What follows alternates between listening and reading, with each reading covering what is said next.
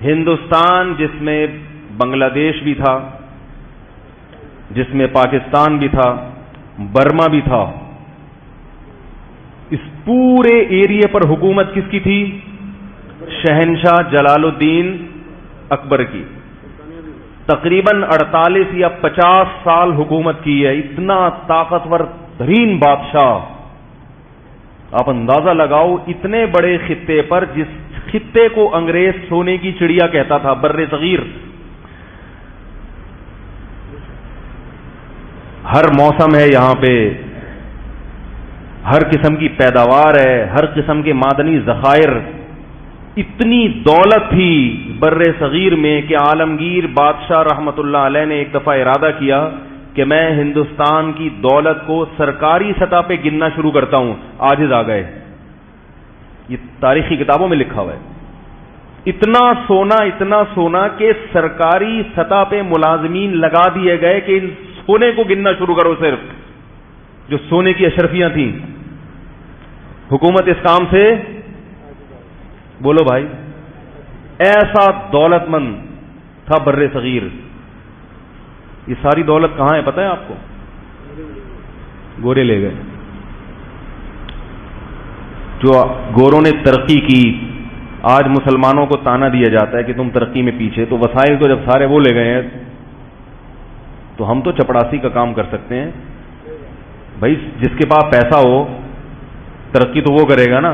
پیسہ نہیں ہے تو آپ اس کی فیکٹری میں ملازم لگ سکتے ہو میرے بھائی، وہ فیکٹری تو وہ لگائے گا.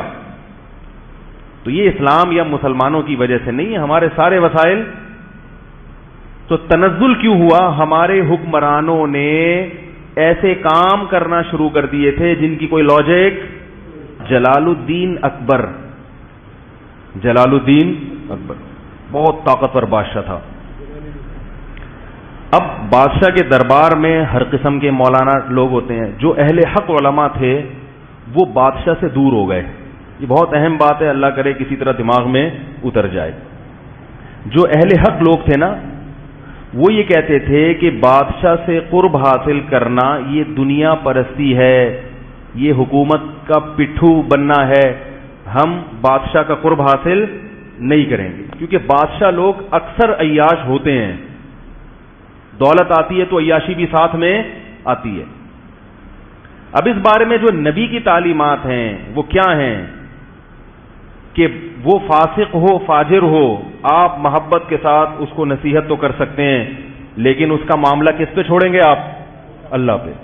ڈنڈے کے زور سے اس کو درست کرنے کی کوشش نہ کریں. اس کی عزت احترام اور اس کی اطاعت سے ہاتھ نہ کھینچیں، کیونکہ مسلمانوں کی جو یونٹی ہے، اتحاد ہے، وہ پارا پارا ہو جائے گا. تو اہل حق علماء جلال الدین اکبر سے پیچھے ہٹنا شروع.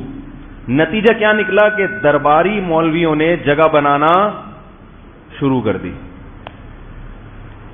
سمجھ میں آ رہی ہے بات؟ تو درباری مولویوں میں رافضی بھی تھے، شیعہ بھی تھے، سنی بھی تھے. ان کے آپس کے جھگڑے دربار میں. ایک جلال الدین کو بتاتا کہ حضرت ابو بکر معاذ اللہ نقل کفر فاسق تھے، معاذ اللہ حضرت عائشہ معاذ اللہ ایسی تھیں. دوسرا بتاتا کہ نہیں یہ غلط ہیں. پھر جو سنی تھے ان میں وہی مقلد اور غیر مقلد کا فرق بھی تھا. جو غیر مقلد تھے وہ اپنا مسلک اس کے سامنے بتاتے، جو مقلد تھے وہ اپنے آپ کو درست ثابت کرتے. اور پھر اس کے علاوہ ہندو بھی تھے، کیونکہ ہندوستان میں سکھوں اور ہندوؤں کی کثرت تھی. مسلمان تو 20% تھے بمشکل. تو وہ لوگ بھی تھے، وہ اپنے الگ ان کو بھی ساتھ لے کے چل رہا تھا جلال الدین اکبر نے کہ سکھ بھی ناراض نہ ہو، ہندو بھی ناراض نہ ہو. ادھر مسلمان جو علماء تھے یہ لالچی تھے بہت زیادہ. جلال الدین اکبر کو احساس ہو گیا کہ یہ کیا ہیں، جتنے میرے دربار میں چاہے وہ سنی ہو شیعہ ہو، یہ ہیں کیا؟ ان میں ایک چیز قدر مشترک ہے کہ یہ سب مکھن لگانے والے مولوی ہیں. یہ جو میرے قریب ہیں ان کا ذاتی مفاد ہے اور سب ایک دوسرے کی ٹانگیں کھینچنے میں، بولو بھائی، لگے ہوئے. مخلص آدمی تھا مگر کنفیوز ہو گیا. اس کی کنفیوژن کا فائدہ غیر مسلموں نے اٹھایا. کہتا تھا یہ صحیح ہے، وہ صحیح ہے، فلانا صحیح ہے، ڈمکانا صحیح ہے. سب ایک دوسرے کے خلاف ایک برغلاتے رہتے تھے. بیزار آ گیا کہ کیا صحیح ہے، وہ کنفیوز ہوتا رہا. پھر ادھر سے سکھوں نے اور ہندوؤں نے بھی اس کو، تو آہستہ آہستہ وہ بگڑنا شروع. قصہ مختصر بتاؤں گا. ایسا بگڑا ہے کہ لبرل پنے کی انتہا کو پہنچ گیا. اس نے کہا یہ سب صحیح ہے. اگر کہتا سب غلط ہے تو بھائی حکومت غلط لوگوں پہ کر رہے ہو تم. ٹھیک ہے نا، بادشاہ کا کام ہوتا ہے نا سب کو جوڑ کے چلنا. اس نے کہا سب کیا ہے، صحیح ہے. اسلام بھی ٹھیک ہے اور ہندو بھی ٹھیک ہے، سکھ بھی ٹھیک ہے. بیزار آ گیا دین اور مذہب سے، یہاں تک کہ ایک وقت آیا کہ کلمے کا اس نے انکار کر دیا. اب جو علماء تھے، جو اہل حق تھے، انہوں نے جلال الدین اکبر کے خلاف فتوے دینا شروع کر دی، کیونکہ اس نے واضح لفظوں میں کفر کرنا شروع کر دیا تھا. خنزیر کی پوجا کرنا شروع کر دی اس نے، خنزیر کی عبادت. اتنا براڈ مائنڈیڈ تو ہمارے زمانے میں بھی خنزیر کی ختنے پر پابندی لگا دی. بہت سارے الٹے الٹے کام کہ آج روح کانپ جاتی ہے، ایسا ہو گیا تھا.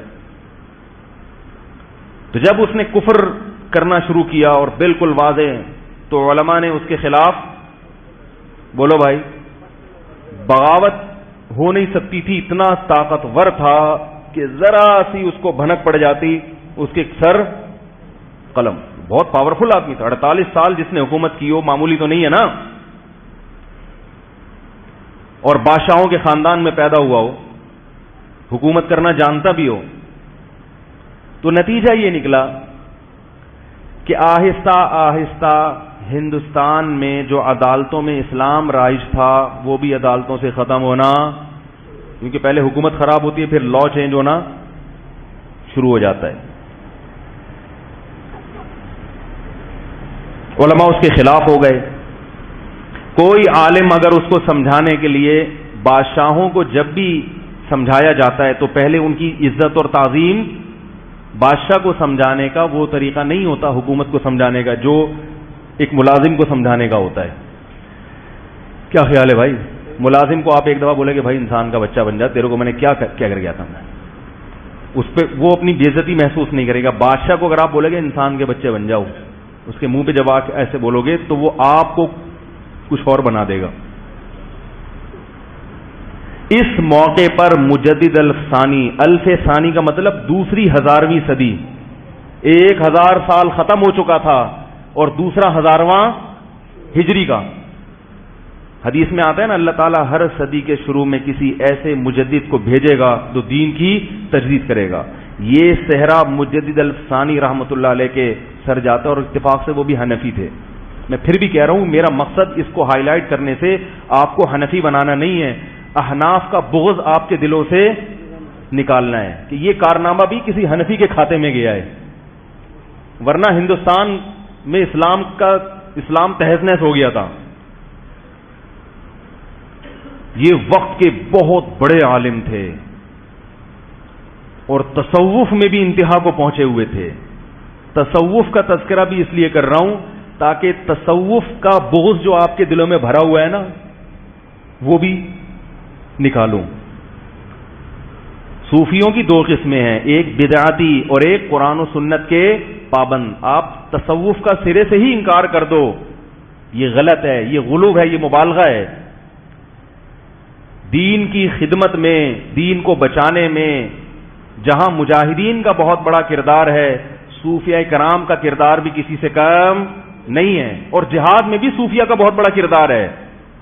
اکثر بڑے بڑے جو اسلامی تاریخ میں ہیروز گزرے ہیں، وہ کسی بزرگ سے ان کا باقاعدہ اصلاحی تعلق تھا اور کسی کی صحبت میں رہ کے انہوں نے اللہ اللہ کرنا سیکھا تھا. جب تک اللہ کے عشق کی چنگاری بزرگوں کی صحبت میں رہ کے دل میں نہیں لگتی، اس وقت تک اتنے بڑے کارنامے انجام دینا انسان کے لیے بہت مشکل ہے. خشک علم جو ہے نا، خشک علم، یہ انسان سے کوئی بڑا کام نہیں کرواتا. تو مجدد الافسانی رحمت اللہ علیہ نے پورے بر صغیر کا سفر کیا اور اس کا ارادہ کیا کہ اکبر بادشاہ کا قرب حاصل کر کے محبت کے ساتھ اس کی تعظیم کر کے بہت آرام سے امن اور شانتی کے ساتھ اس کو رام کرنے کی بولو بھائی کوشش. اور یہ ظاہر اس کو پہلے ثابت کر دیا جائے اپنے عمل سے کہ نہ ہمیں حکومت کی لالچ اور نہ ہمیں پیسوں، نہ ہمیں کوئی مدرسے کا چندہ چاہیے آپ سے. آج کوئی کسی حاکم سے ملتا ہے نا، اس کو نماز سمجھانے کے لیے زکوٰۃ، تو وہ سمجھ جاتا ہے کہ مقصد کیا ہے مدرسے کا. مدرسے کا چندہ لینا بھی کوئی بری بات نہیں ہے، لیکن ایسے موقع پہ لینا. مجھے ایک صاحب کہنے لگے وہ کہ اب بیان ہوا تھا میرا زبردست، تو انہوں نے کہا اب آپ ایک چندے کا بھی اعلان کریں. میں نے کہا اگر میں نے ابھی کوئی بھی کام ہو، چاہے غریبوں کے لیے چندہ کیوں نہ ہو، میں نے ابھی اعلان کیا تو لوگ بولیں گے مولوی صاحب چورن بیچنے آئے تھے. کیا بیچنے آئے تھے؟ چورن بیچ. پہلے نماز روزہ زکات، ہاں بھائی وہ مسئلہ یہ ہے کہ وہ شاباش جیبیں خالی کرو. تو ہر چیز کا ایک موقع ہوتا ہے، چندے کے خلاف نہیں ہے. چندہ نبی صلی اللہ علیہ وسلم نے بھی کیا ہے مگر استغنا کے ساتھ ہو. تو مجدد الافسانی رحمت اللہ علیہ نے جلال الدین اکبر کے قریب میں ایسے علماء جو وہاں تک پہنچ سکتے تھے ان کو تیار کیا کہ تم جاؤ اور بادشاہ کا دربار جو منافق مولویوں سے بھرا ہوا ہے اس دربار میں داخل ہونے کی کوشش کرو اور کسی طرح بادشاہ کو یہ باور کراؤ کہ ہم تمہارے خیرخواہ ہیں، نہ ہم تمہارے خلاف بغاوت چاہتے ہیں، نہ ہم تمہاری حکومت کا تختہ الٹنا چاہتے ہیں. بہت محبت سے بڑی اس کی ایک میں نے اس پر ایک پورا بیان کیا تھا جے ٹی آر میڈیا کے، اس سے پوری تاریخ آپ لوگوں کے سامنے 20-30 منٹ میں نا پورے تاریخ کا خلاصہ پیش کیا تھا. ابھی وہ تو میں نہیں بتا سکتا کیونکہ وہ پورا جو میں اصل جو میسج دینا چاہتا ہوں وہ رہ جائے گا.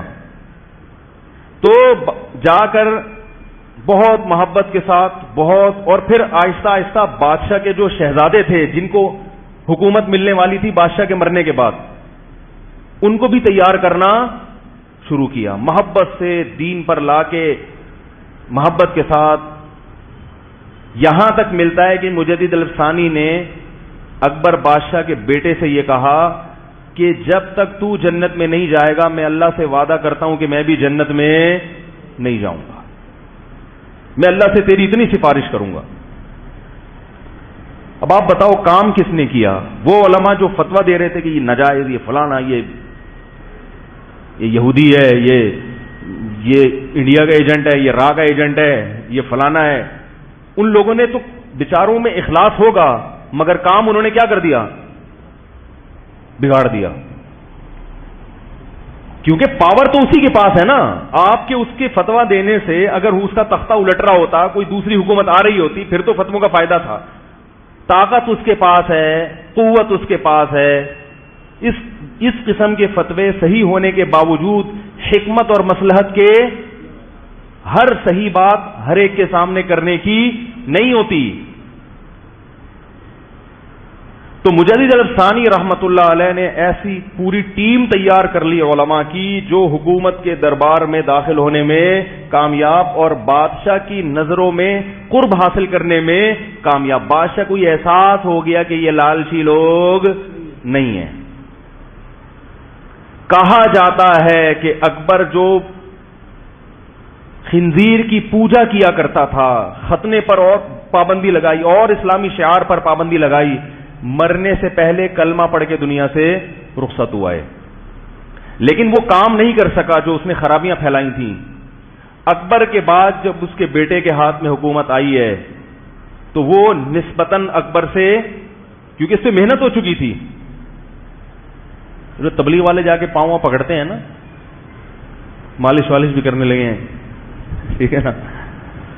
ہمارے ایک استاد کہہ رہے تھے دیکھو بھائی بھائی کرتے کرتے پوری دنیا میں سب سے بڑی تنظیم بن چکی ہے.